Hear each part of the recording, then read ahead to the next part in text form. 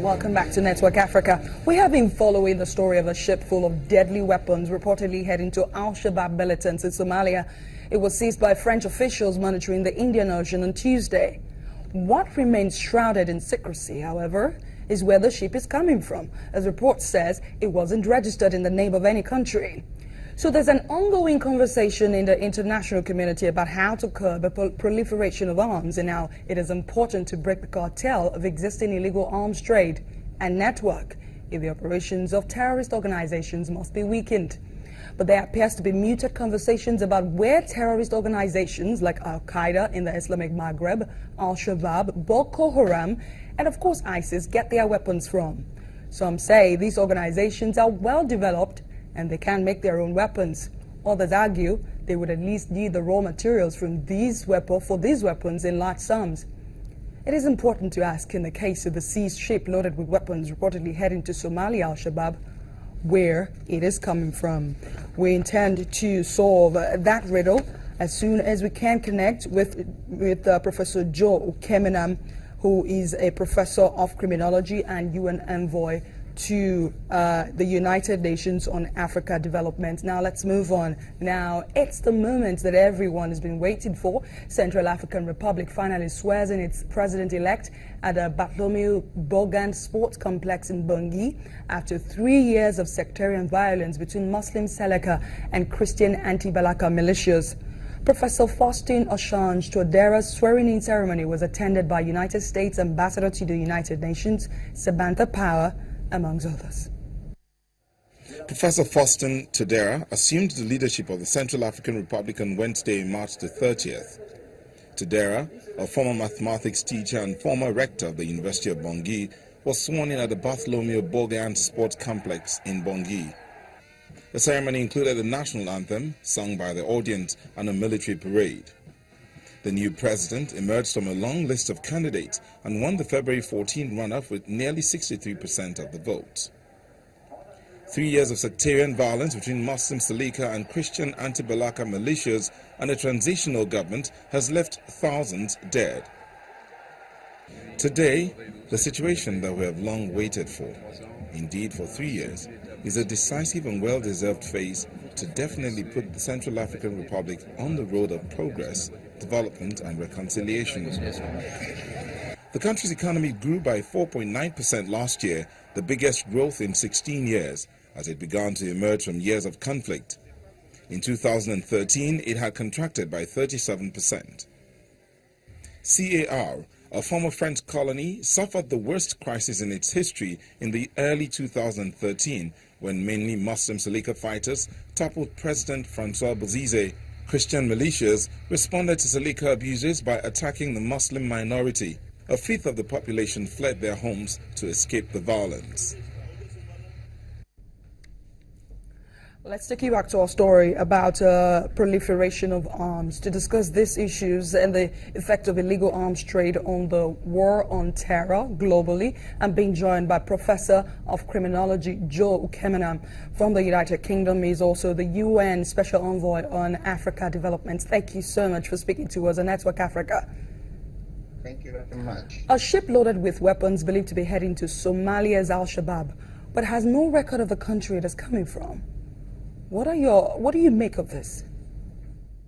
Well, this is not new. This has been the trademark of the arms industry. I mean, you look at, I'll give you an example with the conflicts in Africa, where the arms agents would drop a whole liter of arms using a helicopter and a fishing net, and they'll drop it anywhere that is desolate or an empty space, and people can just have access to that, whereas the cost of that arms is recorded against the country as part of the money they owe. So it's quite and recently within the conflicts that is going on in the Middle East, there has been interception of 2 ships of similar caliber, one going to Libya, and the other one heading somewhere that is undefined. One of them was coming from Norway, and the other one was undefined. So this is, if you look at the arms industry, it's a huge business. We are talking about level of sales grow on year. The question is, who are the buyers of these? Because United Nations, USA, for example, who is the highest producer of these things, they don't really spend the arms or use the arms within their territory. The same is United Kingdom. The same with the European countries. They are not the ones who are using these arms. They are obviously being used in Africa, where we are clear that there are conflicts, and recently in Middle East. So it's not a new phenomenon.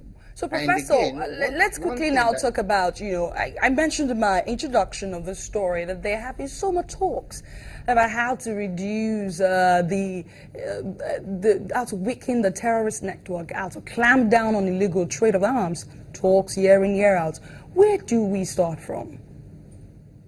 It's a very difficult question to approach, because there's gross dishonesty amongst the politicians and the West about the role which arms play in the whole conflict.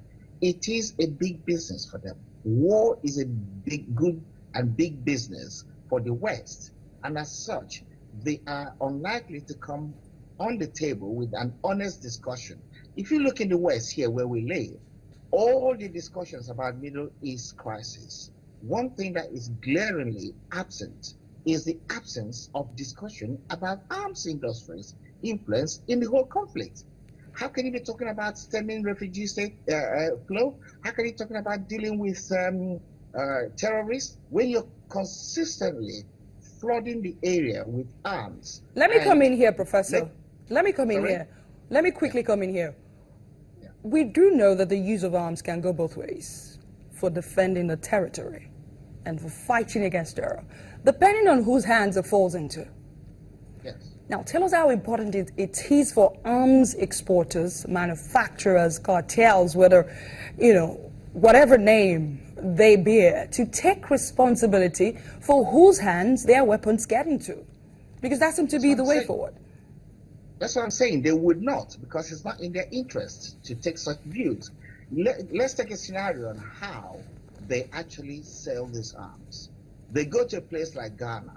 They sell some dangerous arms to Ghana. They come over to Nigeria. They tell Nigerians that Ghana has just bought this ammunition and is targeting you. Do you want to buy one, or do you want to remain vulnerable? Then Nigeria said, oh my God, we have historic disquiet with Ghana. We might as well purchase some. The key to it is this: who are the real enemies? We do not really have enemies if the arms industry will stop promoting needless hatred amongst ourselves. Professor They Joe. will instigate this hatred, then sell your arms under the guise that you use it to defend yourself. You don't really, if they do not create that scenario, then their trade will not be thriving. Professor Joe Ukemenem, thank you for sharing your thoughts on Network Africa. Professor Joe is a professor of criminology and a UN envoy on Africa development. Let's look at all the stories on our bulletin now. We do know that South Sudan is vamping up efforts to form its own transitional government after many failed dialogue. South Sudan's Minister of Information said that First Vice President Riek Machar is expected to arrive in Juba by next week, and a transitional government of national unity will be established within the next 2 weeks. This marks the beginning of the real implementation of the agreement. From this place, I assure the people of South Sudan that within the next 2 weeks, the Tigono will be established. We can assure that the international community is committed to work closely with the two parties until the end, and then to transport the number required, and also to prepare the ground for the arrival of the first vice president to form the Tigono. President Muhammadu Buhari has met with the U.S. Secretary of State John Kerry on the sidelines of the two-day nuclear security summit in Washington. Both Nigeria and the U.S. have agreed to establish working groups focused on strengthening security cooperation, the economy, and tackling corruption. On Wednesday, Mr. Kerry talks with Nigeria's Minister of Foreign Affairs, Mr. Geoffrey Onyema, on the U.S.-Nigeria Bi-National Commission, and both acknowledged security challenges posed by Boko Haram militants in the northeast and neighboring countries, as well as the tough economic ties caused by a drop in oil prices. Let's take a break on Network Africa. When we come back, Western donors announced withdrawal of budgetary support to the Tanzanian government amid public sector pay cuts. Details in a moment. Do stay with us.